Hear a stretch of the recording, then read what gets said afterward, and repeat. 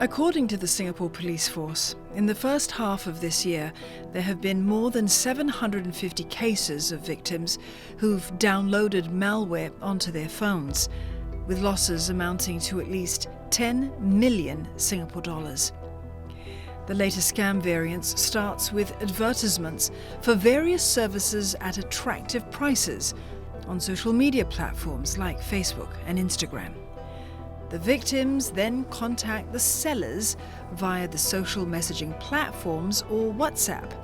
They are then asked to download an app.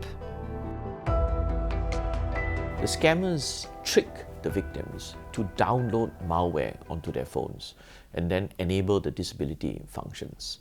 What then effectively happens is that the scammers gain full control of the device. This means that any applications that you have, for example, your banking app, your SingPass, can then be taken over completely by the scammers. Security features that we use also, for example, the one-time PIN, will also be able to be read by the scammers, and then they can then transfer money and effectively empty your entire bank account. To keep your personal financial data like credit card, bank account and payment apps safe, there are some red flags to look out for. Generally, if an advert is advertising something that's really amazing, that's too good to be true, it probably is too good to be true. So you need to always take a moment to think before getting too excited about it. Yeah, is this real? Is this a scam?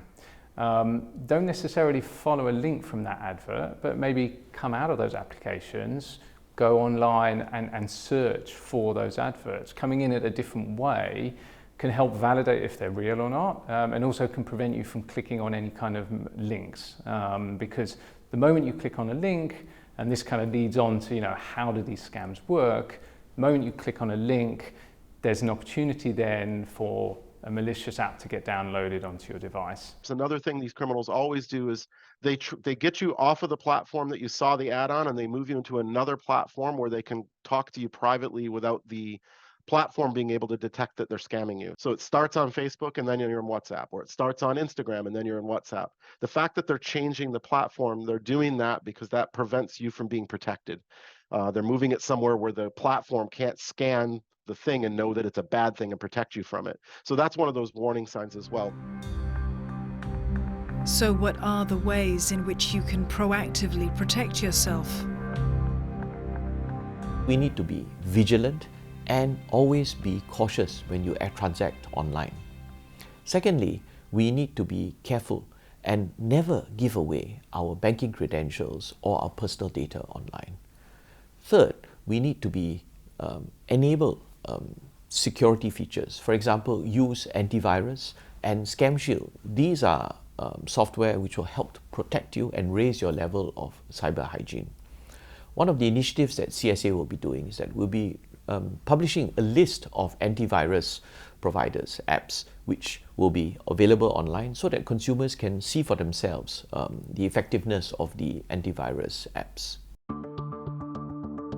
And if you suspect that you've been the victim of a malware scam, what's the first thing you should do? When you click on something that is a scam and you haven't installed anything, put your phone in flight mode immediately.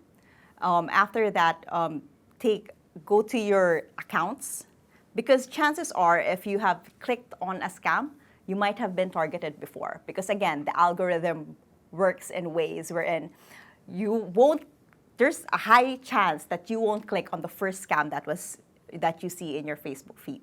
So there is a higher chance that you click on it when it's like the 10th time or the 50th time. So this might not be the first time.